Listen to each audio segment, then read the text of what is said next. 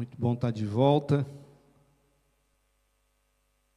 E hoje eu quero falar com vocês a respeito de um tema, eu confesso que sempre mexeu muito comigo. E eu dei como título da nossa pregação de hoje, da nossa reflexão de hoje, amar é o mais importante. Talvez a gente, no decorrer da nossa vida, a gente foi absorvendo alguns conceitos do que é amar. Conceitos esses que muitas vezes confundem a nossa cabeça. Nós, muitas vezes, a própria sociedade que nós estamos vivendo, né, essa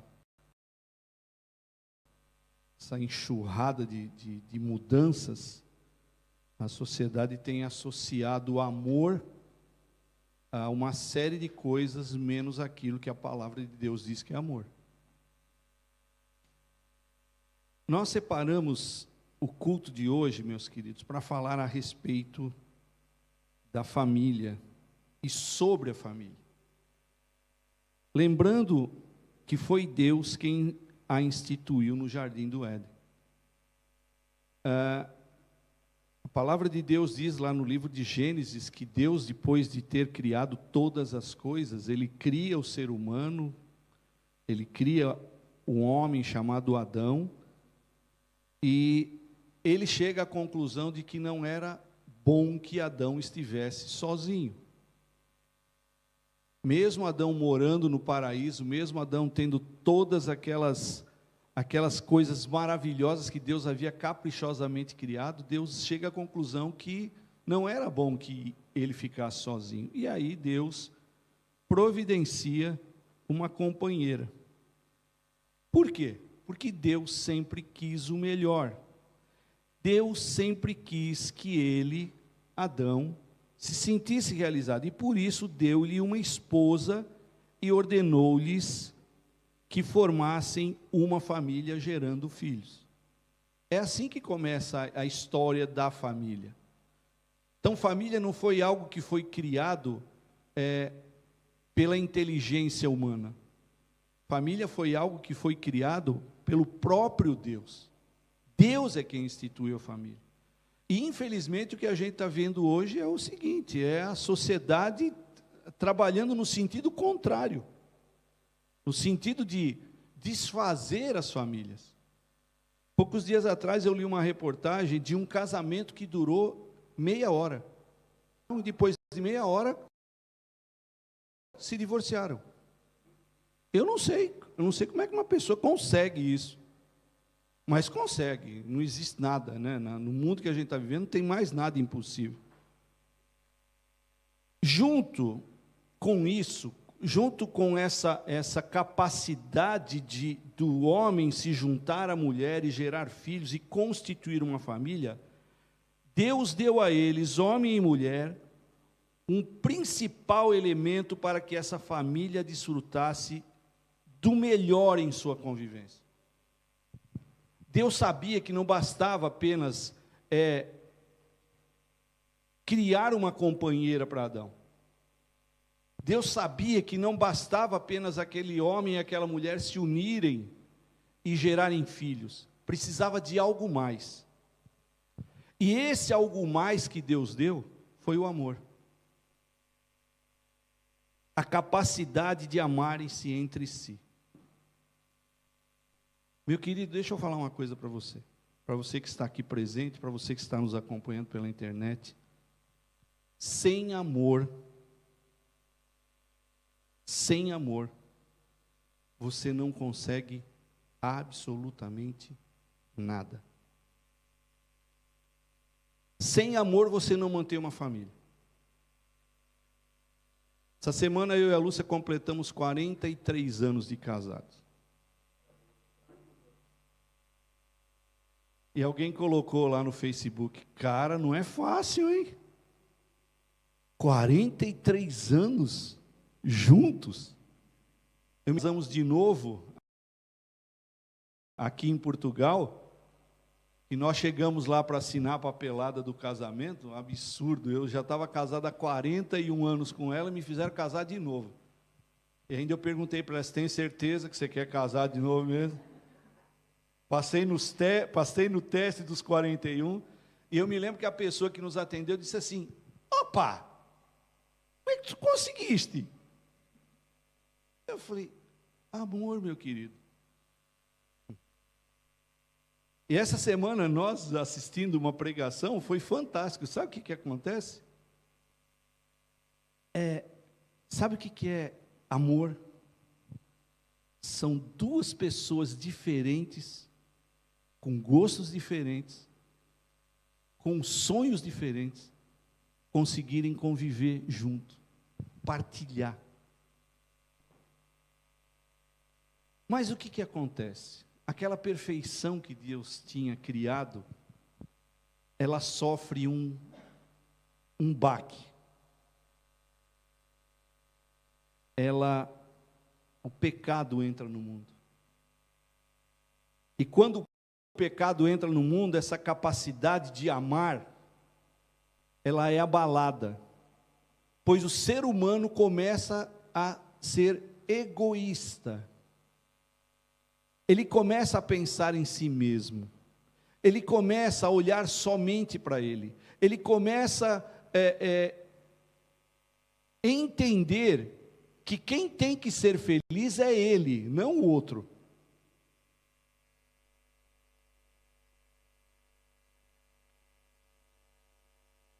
E Deus viu que era necessário resgatar esse amor.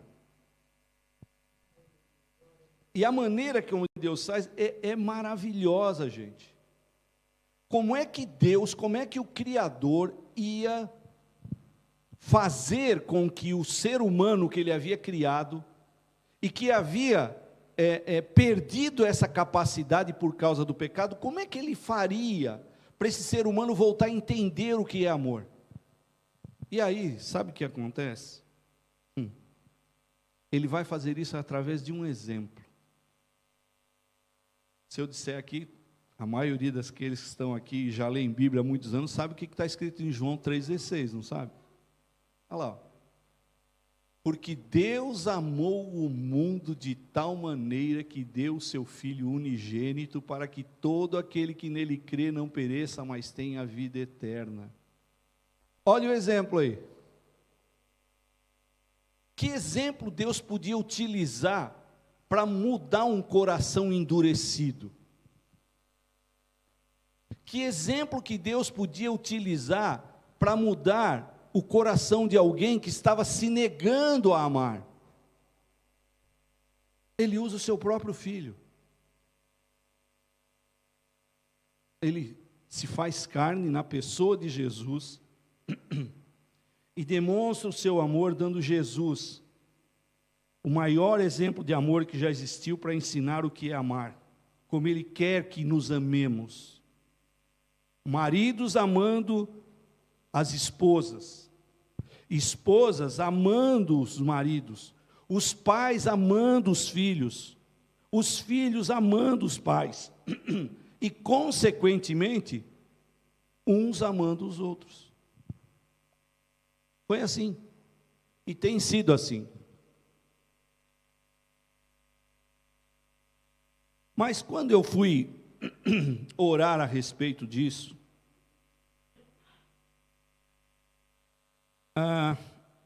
eu comecei a pensar no seguinte, eu comecei a olhar para mim,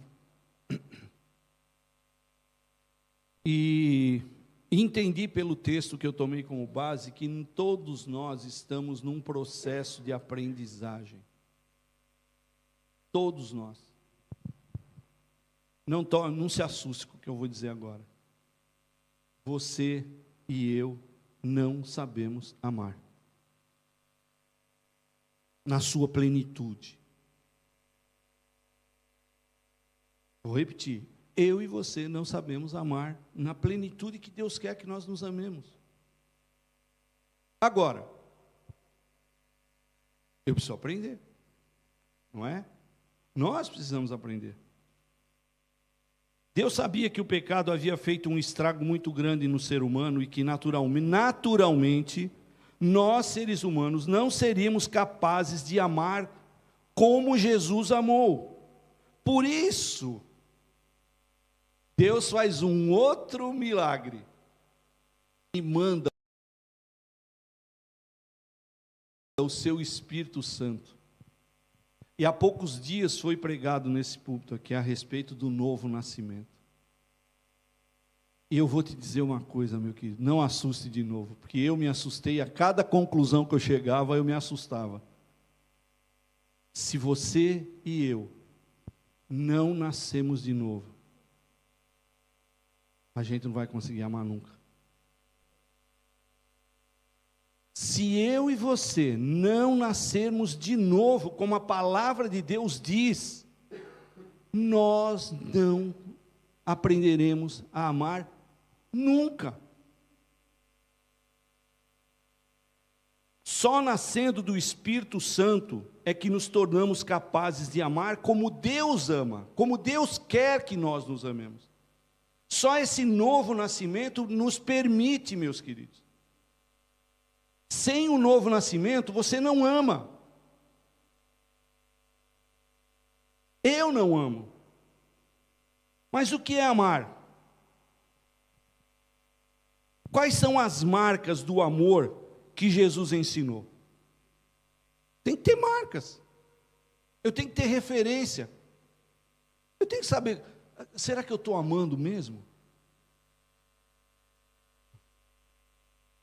Tem uma moçadinha jovem aí, cuidado, viu?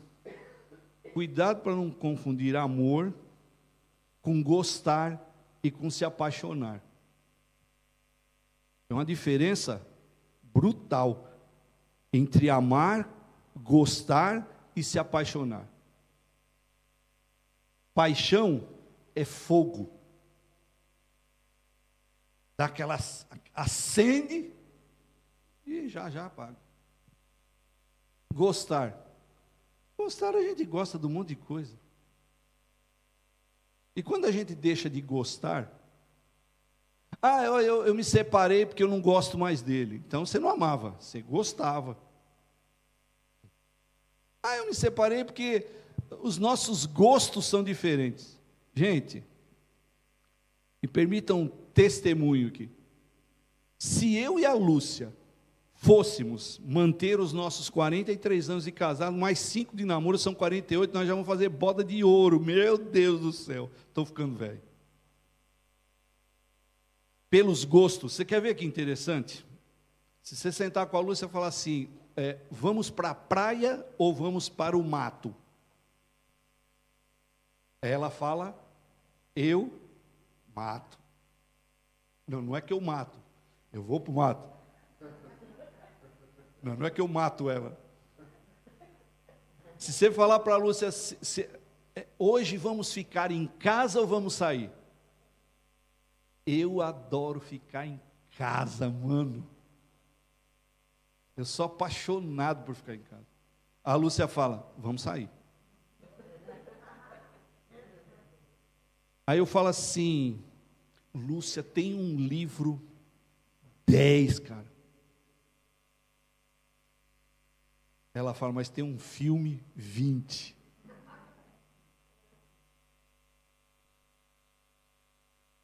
Totalmente diferente.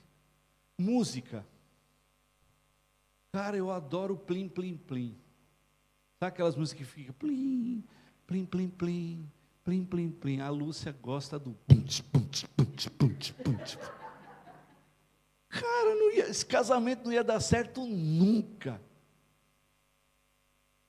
Mas aí entra novo nascimento e entra amor. Uau, cara. Uau.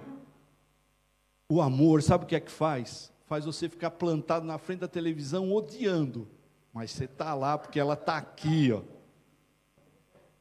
O amor faz você ir para a praia e se cobrir. Parece um árabe. Eu me enrolo tudo em toalha, eu vou me encolhendo dentro porque eu não gosto de sol. Oi? O amor faz ir para o mato. Faz escutar a musiquinha plim, plim, plim. É assim, gente. Agora vamos ver as marcas do amor. O que é amor mesmo, gente? Aí, gente, não tem texto. Eu acho que nesse dia, dona Romilda, eu acho que Deus pegou uma porção especial para Paulo e falou, cara, deixa eu jogar na cabeça desse cara aqui. Abra sua Bíblia aí.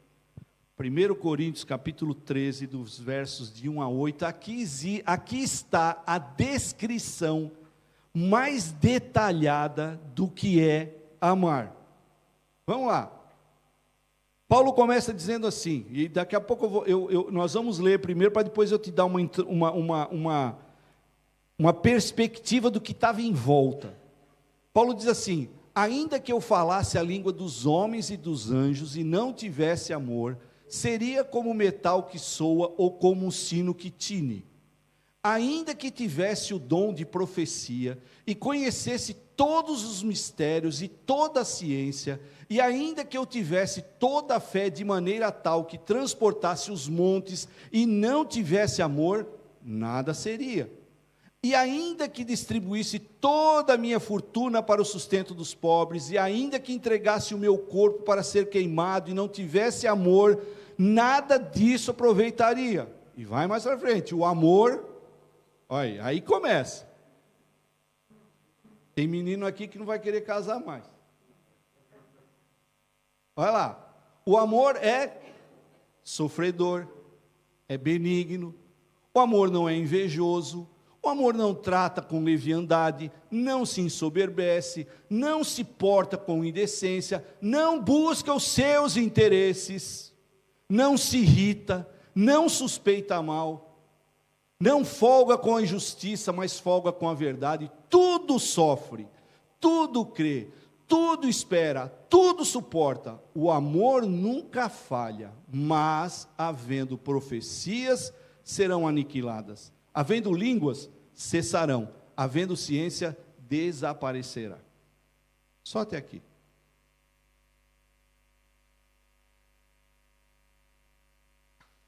Paulo está escrevendo para uma igreja na cidade de Corinto, que fica hoje na região sul da Grécia. Paulo havia fundado essa igreja. Pessoalmente, Paulo foi lá e começou a pregar o evangelho de Jesus Cristo, e as pessoas foram se convertendo, e Paulo estabelece ali uma igreja. Só que Paulo era um missionário. Paulo não se fixava numa cidade, ele começava um trabalho. Por exemplo, em Corinto, ele ficou 1 ano e meio.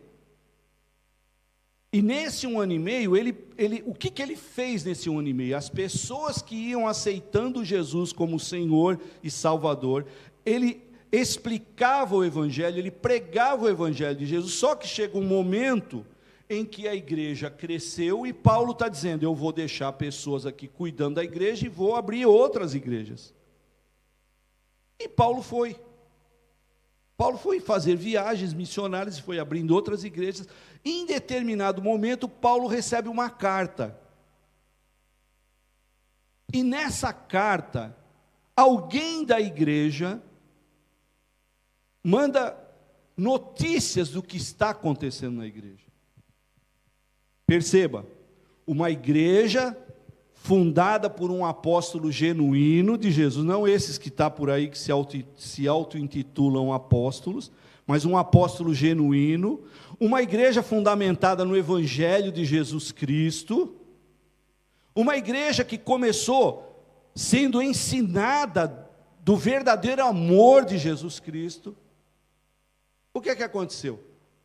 Paulo sai, o tempo passa e essa igreja começa a perder amor. Se você for ler essa carta de Paulo, você vai ver o seguinte, a primeira coisa que Paulo começa a censurar é a seguinte: eu fiquei sabendo que entre vós há preferência.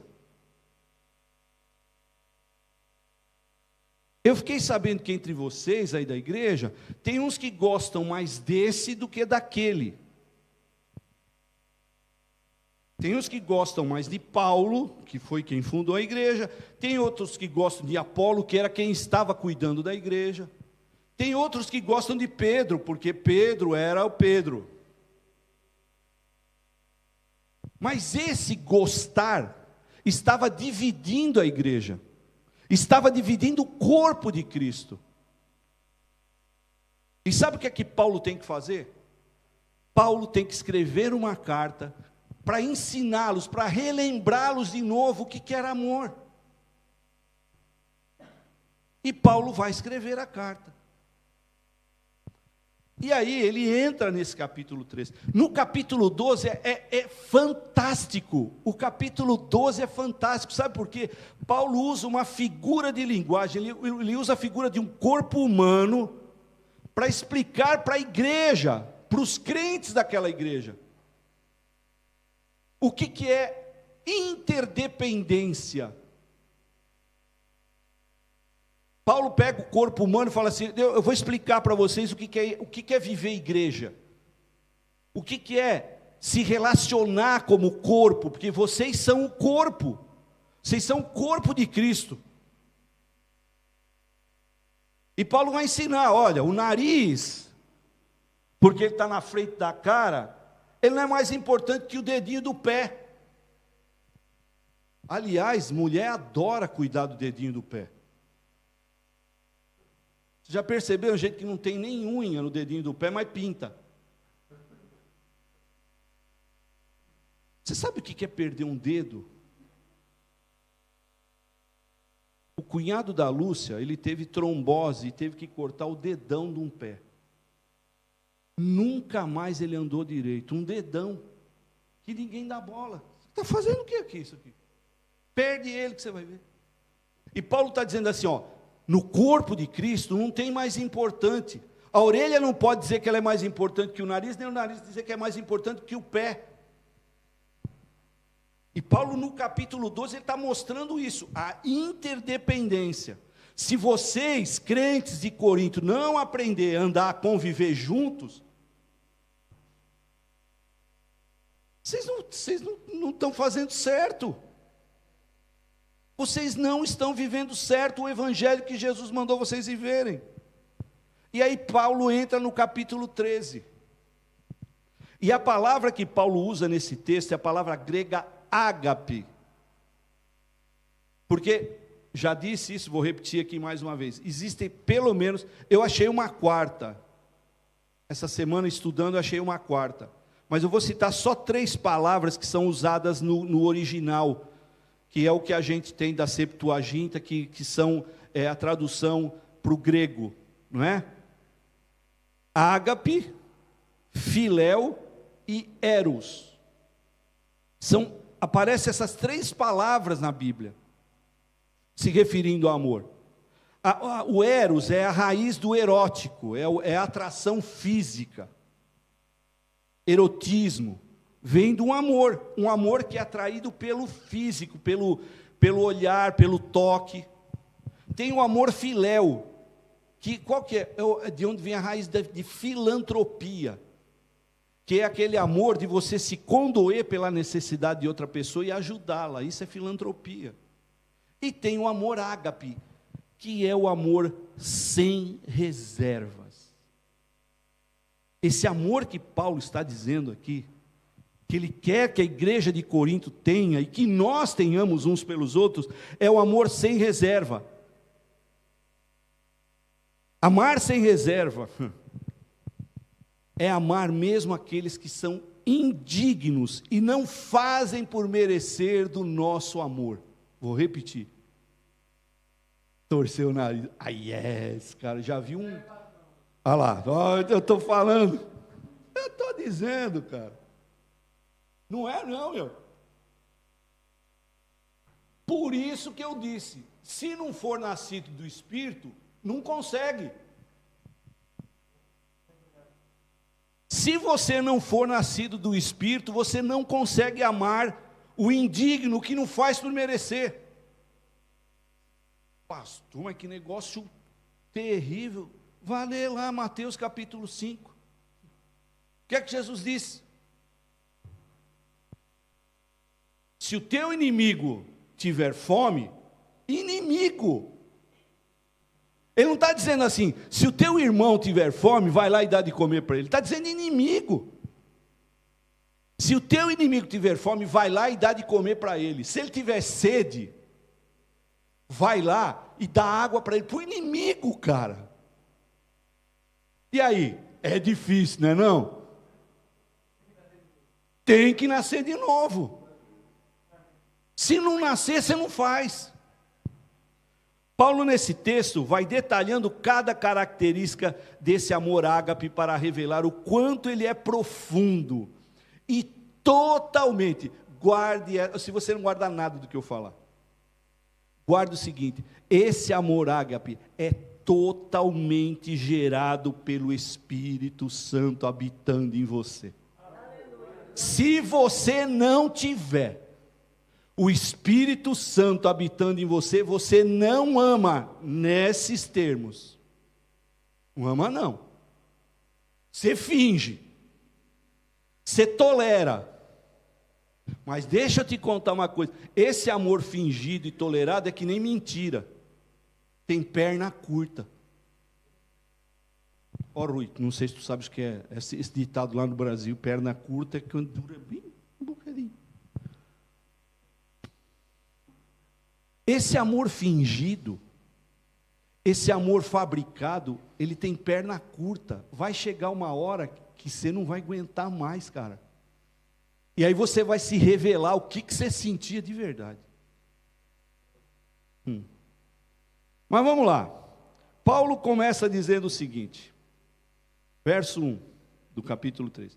Ainda que eu falasse as línguas dos homens e dos anjos e não tivesse amor, seria como o metal que soa e como o sino que tine. Paulo está como que dizendo o seguinte: ainda que eu tivesse capacidades espirituais que me destacassem das outras pessoas, como falar todas as línguas, como falar inclusive a língua dos anjos, se eu não tiver amor pelas pessoas, eu serei como um sino que só faz barulho. E eu pergunto para você, o barulho do sino, ele é constante? Ele é temporário. Ele é momentâneo. Não é? Você passa num lugar, escuta o sino, faz tem. Acabou. Paulo está dizendo assim: se eu tivesse capacidades espirituais de falar todas as línguas, de falar até a língua dos anjos, e não tiver amor, não serve para nada. O que adianta eu ter os dons? O que adianta ter o dom de falar línguas, que ter o dom de falar idiomas aqui, no caso? Não adianta nada, se eu não tiver amor, não presta para nada. Ele continua no verso 2 dizendo assim: ainda que tivesse o dom de profecia e conhecesse todos os mistérios da ciência, e ainda que eu tivesse toda a fé, de maneira tal que transportasse os montes e não tivesse amor, o que acontece? Nada seria. Aqui Paulo está incluindo a capacidade de profetizar, não no sentido de adivinhação, mas no sentido de eu tenho uma eloquência para falar do Evangelho, eu tenho uma eloquência, eu tenho uma facilidade de me comunicar. Fé, uma fé que é capaz de transportar montes de um lado para o outro. Paulo está dizendo, se eu tivesse tudo isso, se eu tiver tudo isso, e não tiver amor, não adianta nada, nada. Vamos mais para frente, porque ele vai apertando. Olha lá, verso 3 ele diz assim: e ainda que distribuísse toda a minha fortuna para o sustento dos pobres, e ainda que entregasse o meu corpo para ser queimado, e não tivesse amor, nada disso me aproveitaria. Rapaz, o homem foi descendo, ele foi apertando. A narrativa começou com capacidades que pudessem destacar o nível de espiritualidade que ele tinha. E agora ele leva a extremos, ao nível do sacrifício pessoal, ao nível de renunciar os seus próprios bens e até a sua própria vida. Mas ele mesmo conclui dizendo o seguinte, ele é categórico afirmando, se eu pegasse tudo que eu tenho e desse para os pobres, distribuísse para os pobres,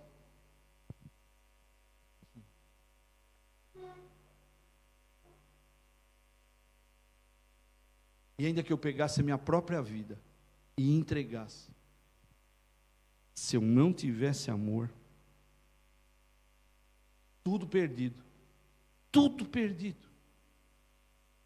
Percebam, meus queridos, que Paulo até essa altura está falando de coisas que lhe eram possíveis fazer, porque tudo isso que nós lemos no verso 1, no 2 e no 3, são coisas que são produzidas pelo esforço próprio. Ele está dizendo, ainda que eu pegasse os meus bens e desse para tudo, é esforço próprio. Ele tomar a decisão de entregar o seu corpo é esforço próprio. Ele está dizendo o seguinte, até aqui eu estou fazendo por minha conta, por minha força. E ele está dizendo, enquanto for feito pelas minhas forças, eu não estou amando. Nada produziam em quem estava à sua volta. E outra, e Paulo corria um perigo tremendo, ele tá se colocando nisso, ele está dizendo, ainda que eu. Mas Paulo está mostrando aqui também para esses irmãos aqui de Corinto o seguinte, vocês estão correndo um grande perigo. E aqui, meu querido, eu quero chamar a sua atenção, tome cuidado. Aliás, Deus está me dando palavras só de cuidado, a última foi de cuidado, hoje está sendo cuidado de novo. Tome cuidado com a turma, foi a última. Hoje é cuidado de novo. Tome cuidado para não confundir, meu querido. Tem muita gente confundindo tudo isso que Paulo escreveu de dons, de fé, de entrega, com isso ser fruto de amor. E pode não ser, sabe ser o quê? Autopromoção. Você já percebeu como os seres humanos gostam de ser notados, de ser vistos, de serem percebidos? Rapaz, isso é terrível. Jesus, vamos voltar lá para o Sermão do Monte. Jesus diz assim, vocês quando orarem, não façam como os hipócritas. Você sabe o que é um hipócrita? Hipócrita é um mentiroso. E se eu não me engano, o pai da mentira é o capeta. Vocês quando orarem, não façam como os hipócritas que vão para as esquinas e oram em altos brados para serem vistos. O que eles estavam querendo? Autopromoção. Olha como eu sou espiritual. Olha como eu oro. Olha como eu falo isso. Olha como eu profetizo. Olha para mim, olha para mim, olha para mim, olha para mim. E Paulo está dizendo, cara, você pode fazer tudo isso na carne. Você pode fazer tudo isso movido pela carne, pelo seu ego, pelo seu eu. Infelizmente, ainda existem muitos que confundem o fazer com o ser. Eu vou repetir um versículo que eu disse aqui na última pregação. Jesus não vai reconhecer quem fez. Jesus vai reconhecer quem é. Porque muitos naquele dia me dirão, Senhor, mas em teu nome eu fiz. E Jesus vai virar para dizer, eu não te conheço. O que Jesus está dizendo ali?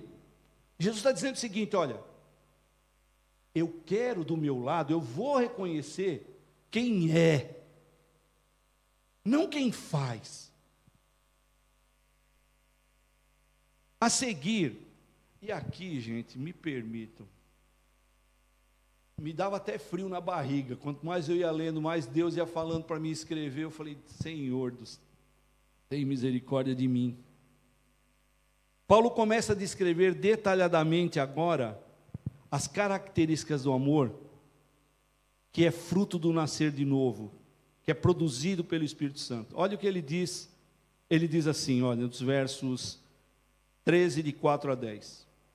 O amor é sofredor, é benigno, o amor não é invejoso, o amor não trata com leviandade, não se ensoberbece, não se porta com indecência, não busca os seus interesses, não se irrita, não suspeita mal, não folga com a injustiça, mas folga com a verdade, tudo sofre, tudo crê, tudo espera, tudo suporta. O amor nunca falha, mas havendo profecias, serão aniquiladas, havendo línguas cessarão, havendo ciência desaparecerá, porque em parte conhecemos e em parte profetizamos, mas quando vier o que é perfeito, Jesus, então o que é em parte será aniquilado. Me encanta a sequência de atitudes. Você percebeu o quanto de não? O amor não, o amor não, o amor não, o amor não, um monte de não. Vamos lá.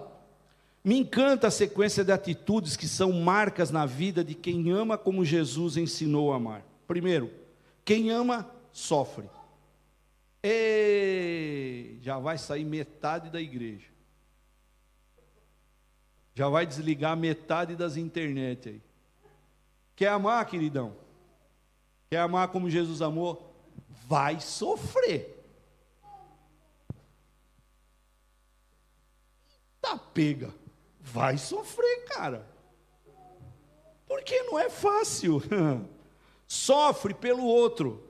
Sofre por causa do outro. Pelo bem do outro. Abre mão de si mesmo, porque ama. Esse é amor. Tudo sofre. Você pega as suas vontades, coloca de lado para fazer a vontade do outro.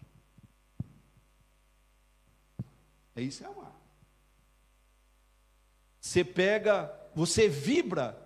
vibra com a conquista do outro, que não é sua, cara. É do outro. Paulo vira e diz assim ainda: quem ama é benigno. É benigno para com os outros. Ele dá atenção aos outros, às outras pessoas. Ele oferece cuidado e carinho pelas outras pessoas. Sabe por quê? Porque ele ama. E ele oferece tudo isso porque ele não está esperando nada em troca. Quem ama, meus queridos, não é invejoso. Quem ama é uma pessoa contente e satisfeita com o que tem. E por isso não inveja, não deseja o que não é seu. Você ama mesmo? Já ficou com uma invejinha santa? Porque tem inveja santa, né? Mas inveja santa. Qual que é a inveja santa? Ô Senhor, por que o Senhor deu para ele e não deu para mim?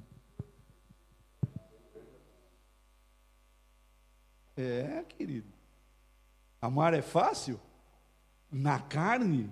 De jeito nenhum. Quem ama não é leviano. Aí aqui eu tive que ir para o dicionário, né, meu querido? Porque tem gente pensando que leviano é que o cara é leve. Aí eu não sou leviano porque eu peso 89. Então eu não sou leviano. O Michael é leviano, deve pesar o que o Michael? 50 e pouco, 60. Sabe o que é leviandade, gente? Leviandade é a característica daquela pessoa que é inconstante e precipitada. Essa é a definição de leviandade. É inconstante, é precipitado. O contrário de quem ama. Porque quem ama é uma pessoa equilibrada, é uma pessoa que reflete antes de falar. Pois é movido pelo amor, E sabe por que ela é movida pelo amor? Ela não quer machucar ninguém, gente.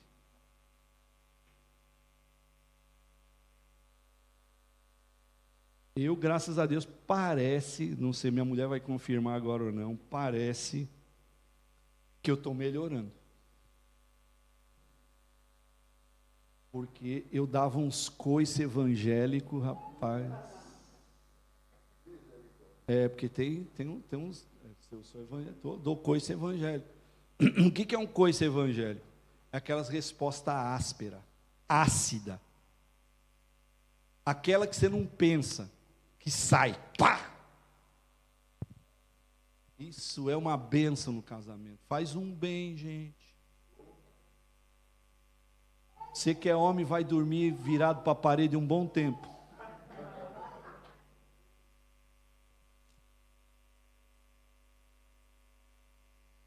Quer amar? Você não pode ser inconstante, precipitado, desequilibrado. Quem ama não se ensoberbece. Essa é outra característica maravilhosa. Sabe o que é ser soberbo? Quem ama não é orgulhoso, não é arrogante. Isso não faz parte de quem ama. Você quer conhecer uma pessoa que ama de verdade? Essa pessoa é humilde. E não é humilde no sentido de não ter bens materiais, não. Ele é o que ele é. Pessoa simples. Uma pessoa que você gosta de estar com ela. E Paulo continua. O negócio, o caldo aqui é grosso, gente. Quem ama não se porta com indecência, não busca seus interesses, não se irrita, não suspeita mal, não se alegra com a justiça, mas se alegra com a verdade. Dentre as muitas marcas de quem aprendeu a amar como Jesus, está a moderação no comportamento e nas suas palavras. São pessoas que não fazem as coisas buscando interesse próprio. São pessoas, as pessoas que amam, que receberam esse dom dado pelo Espírito Santo, são pessoas que sabem lidar com as suas emoções, inclusive quando se irrita, não explodindo.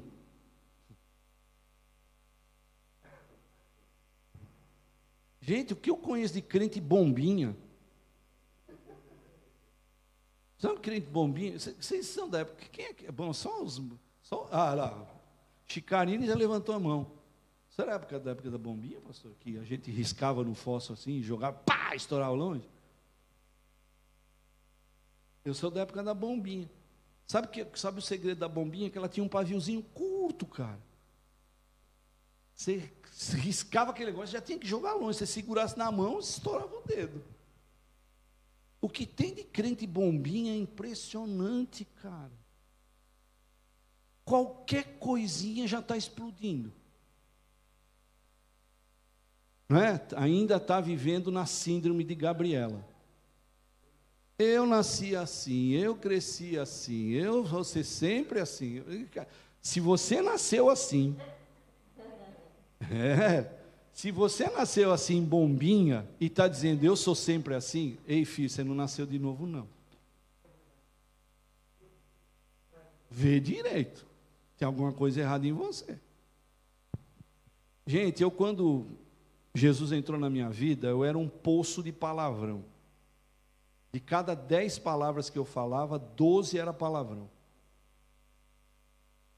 Eu aprendi assim, o convívio da minha casa era assim. E aí, cara? Aí Jesus entrou na área. E foi limpando.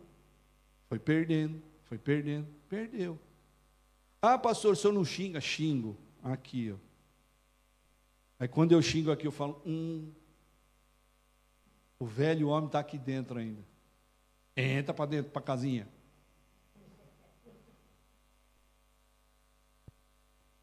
Quem ama, meus queridos, tem moderação no que fala, não busca seus interesses, sabe lidar com as suas emoções, não é desconfiado, mas acredita sempre no lado bom das pessoas. Você já conviveu com gente que desconfia de todo mundo? Gente, é terrível. Não acredita, não. Ele ali que falou, Meu pai, que Deus o tenha, tomara, ele desconfiava da sombra dele. Aí eu me lembro que uma tarde, Rui, eu fui almoçar na casa dele, e ele costumava ficar deitado no sofá, e a gente ali, juntos. Aí ele começou, apareceu lá, não sei, alguma coisa na televisão, ele, pumba. Passou mais outro negócio, ele, pumba. E foi assim, pá. Aí eu sim, falei, pai, quem que está certo nesse mundo? Que o senhor critica todo mundo, quem está certo nesse mundo? Ele disse, eu. Eita pega. Todo o mundo estava errado. Eu estou certo. Cuidado, meu querido, cuidado. Veja aí. Se houve mesmo um novo nascimento, veja aí se o Espírito Santo está habitando, se o Espírito Santo está produzindo amor. Sabe por quê? Lembra-se de Gálatas capítulo 5, verso 22, o fruto do Espírito é o quê? O primeiro, amor, bondade, benignidade, mansidão, domínio próprio, fruto do Espírito. Se não tiver isso, você não está dando fruto, meu querido. E se não está dando fruto é porque o Espírito Santo não está aí dentro. E se o Espírito Santo não está aí dentro, você não é crente. Você acha que é. Você frequenta a igreja, você frequenta culto, você carrega a Bíblia, mas você não é. E não sou eu que estou dizendo, está na Bíblia, gente. Paulo encerra a descrição das atitudes que são as marcas visíveis dos que pelo habitar do Espírito Santo verdadeiro amo, dizendo o seguinte, que quem ama, tudo sofre, tudo crê, tudo espera, tudo suporta. Olha que lindo, Naná, é tudo. Não está escrito assim, sofre mais ou menos. Crê de vez em quando. Espera quando está com paciência. Suporta quando não estourou a tampa. Não é isso que está escrito. Paulo está dizendo, quem ama, tudo sofre, tudo crê, tudo espera, tudo suporta. Uau! Gente, eu vendi um carro lá para vir para o Brasil com um volante torto. Vendi com um volante torto, Jonas. Sabe do quê? De dar murro no volante. Saía de casa, às vezes, com a antena virada com a Lúcia. Já que tem que colocar alguma culpa, vamos colocar. Já está 43 anos, aguenta, né? Está invocado. Não tem jeito, essa mulher não tem jeito, Deus, está louco. Eu falo, ela não entende, não sei o que. Entrava no carro e pá, no volante. Não podia bater nela, né? Senão ela é maior que ela, bate em mim, cara. Você é doido? E pá no carro. Sabe para quê? Cara, era lá que eu descarregava. Era lá que eu descarregava a minha raiva. Eu não descarregava nas pessoas, eu descarregava a minha raiva ali, ó. Senhor, me ajuda. Ei, vim para Portugal, com 3 caras enroscados na minha garganta. 3. Não perdoo. Não perdoo nem a pau. Não perdoo. E estou aqui, ó, passando massa, fazendo coisa com o Emanuel e contando para o Emanuel. Emanuel, rapaz. Aquele jeito baiano dele, rapaz. Tu tem que resolver isso daí, rapaz. Não vou, Emanuel, não vou, sou caba macho, cara. Falei que não e não. E aí, cara, você vai brigar com Deus, cara. Você vai apanhar. Vou eu para o Brasil, macho. Entrei no avião que até ficou meio pendendo para um lado, assim, tão macho que eu sou. Entrei no avião, a Lúcia, eu achava que tinha um espaço vazio, mas não estava. Tinha a luz e o Espírito Santo. E o Espírito Santo dizendo, na hora que chegar lá, resolva. Rapaz, resolver. Virei para ela um dia e falei assim, vou ter que resolver uma parada. Fui lá visitar o irmão. Assim, ó, o irmão. Não conseguia ir ao banheiro para fazer xixi. Quando ele saiu para ir ao banheiro, eu virei para ela e falei assim, você acha que eu tenho coragem de não perdoar? Perdoei, de coração, gente, não é de boca não, eu posso enganar vocês, não vou enganar Deus não.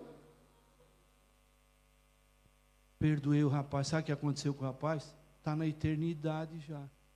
E se eu não tivesse perdoado? E se eu não tivesse perdoado, dona Naná? Ei, quer amar do jeito que Jesus ama? Faz uma avaliação aí, o que é que você está tentando, o que você tem que acertar. E não deixa para amanhã. Meus irmãos, reações como sofrimento, fé, paciência, capacidade de suportar, não são naturais em nós, pois elas são fruto do habitar do Espírito Santo em nós. Vou repetir. Sofrer, crer, esperar e suportar não são naturais em você. Não tente fazer por sua conta que você não consegue. Vai chegar uma hora que você vai espanar. Você não vai conseguir fingir. Qualquer um pode, por um tempo, até maquiar esse tipo de comportamento amoroso. Mas esse comportamento só é constante e permanente nos nascidos de novo. Aquele que nasceu de novo ama. Passa um ano, está amando. Passa 2, está amando. Passa 3, está amando. Tomou tombo, o cara te traiu. Estou amando. O cara me fez mal, estou amando. Tomei prejuízo, estou amando. Estou amando, estou amando. Paulo termina dizendo assim, havendo profecias, serão aniquiladas. Pronto, já matou. Ó a profetaiada aí, tudo pro ralo. Havendo profecia, vazou. Havendo línguas, cessarão. Havendo ciência, desaparecerá. Tudo mais irá passar, somente o amor vai permanecer.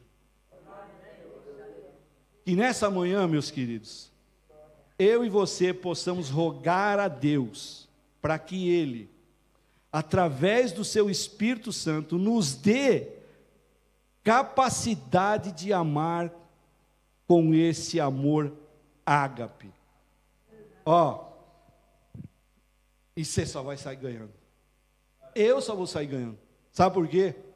Porque quando você, pela ação do Espírito Santo em você, ganhar essa capacidade de amar, cara, a sua casa vai mudar.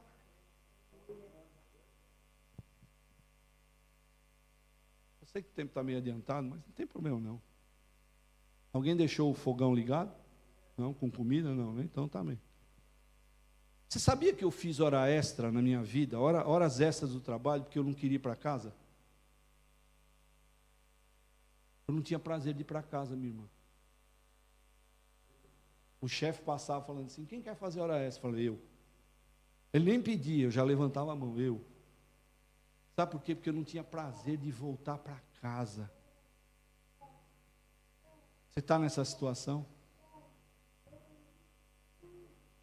De não querer voltar para casa? Porque o ambiente da sua casa está todo... É uma guerra. Se você, pela ação do Espírito Santo, ganhar essa capacidade de amar, sua casa vai mudar. A começar por você. Você vai amar a sua família, você vai amar os seus irmãos, você vai amar o seu próximo, pois afinal, qual é o maior dos mandamentos? Lucas 10, 27 diz assim, Ame ao Senhor, o seu Deus, de todo o seu coração, de toda a sua alma e de todas as suas forças, de todo o seu entendimento, e ame ao seu próximo como a si mesmo. Amém? Vamos orar, queridos? Pai amado, muito obrigado, Senhor. Muito obrigado pela maneira tão clara, Senhor, tão transparente, Pai, que como a Tua palavra fala conosco, Senhor. Pai, essa igreja precisava aprender a amar, Senhor. Eles tinham culto, eles celebravam ceia, eles faziam tudo que uma igreja fazia, Senhor. Mas eles estavam divididos. Eles estavam buscando cada um o seu próprio interesse, Pai. E o Senhor usa o seu servo para mandar essa carta. E nesse capítulo específico, Senhor, ensiná-los o que é realmente amar. O que é realmente viver em comunhão uns com os outros, Pai. Pai, se porventura alguns de nós aqui, ou alguém que está nos assistindo, ainda não ganhou essa capacidade de amar, Senhor, que nessa manhã, pelo poder do Teu Espírito Santo, isso seja dado a cada um deles, Senhor. E a nós, Senhor, ajuda-nos a continuar amando, Senhor, independente de qualquer retorno que a gente possa ter. É isso que nós te pedimos e te agradecemos, em nome de Jesus. Amém. Jonas, por favor.